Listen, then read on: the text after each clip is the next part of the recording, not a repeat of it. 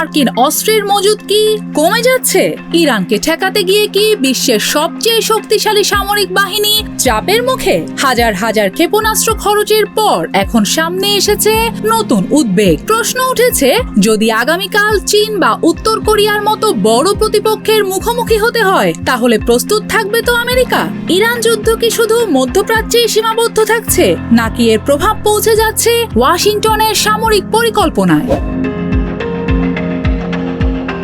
ইরানের সঙ্গে সংঘাতের পর যুক্তরাষ্ট্রের অস্ত্র মজুদ নিয়ে বেড়েছে নতুন উদ্বেগ। দীর্ঘ সময় উচ্চমাত্রায় হামলার কারণে যুক্তরাষ্ট্রের গুরুত্বপূর্ণ ক্ষেপণাস্ত্রের মজুদ কমে আসছে, আর এই পরিস্থিতি ভবিষ্যতের বড় কোনো সংঘাতে প্রভাব ফেলতে পারে, বিশেষ করে চীন বা উত্তর কোরিয়ার মতো প্রতিপক্ষের বিরুদ্ধে।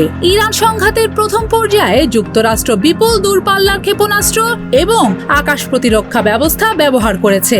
ব্যবহার হয়েছে গুরুত্বপূর্ণ থার্ড ইন্টারসেপ্টর প্যাট্রিয়ট ক্ষেপণাস্ত্র প্রতিরোধ ব্যবস্থা।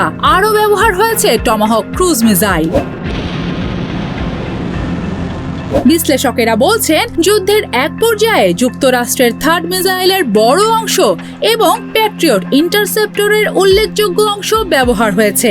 এখন বড় সমস্যা হলো, এই অস্ত্রগুলো দ্রুত তৈরি করা যায় না। মার্কিন প্রতিরক্ষা শিল্পের উৎপাদন ক্ষমতা থাকলেও নতুন ক্ষেপণাস্ত্র তৈরি করে মজুদ আগের পর্যায়ে ফিরিয়ে নিতে সময় লাগবে। কিন্তু এর মধ্যেই যদি নতুন কোনো বড় সংকট সামনে আসে, সেটাই এখন পেন্টাগনের বড় চিন্তা।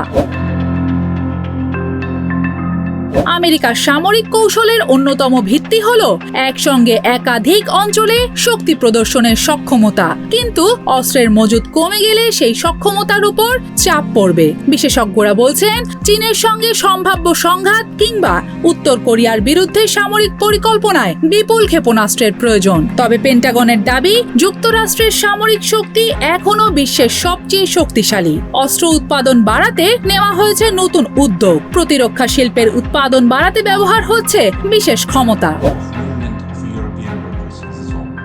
কিন্তু সমস্যা হলো, যুদ্ধের মাঠে অস্ত্র ব্যবহার করা যায় কয়েক মিনিটে, সেই অস্ত্র আবার তৈরি করতে সময় লাগে মাসের পর মাস, এমনকি বছর।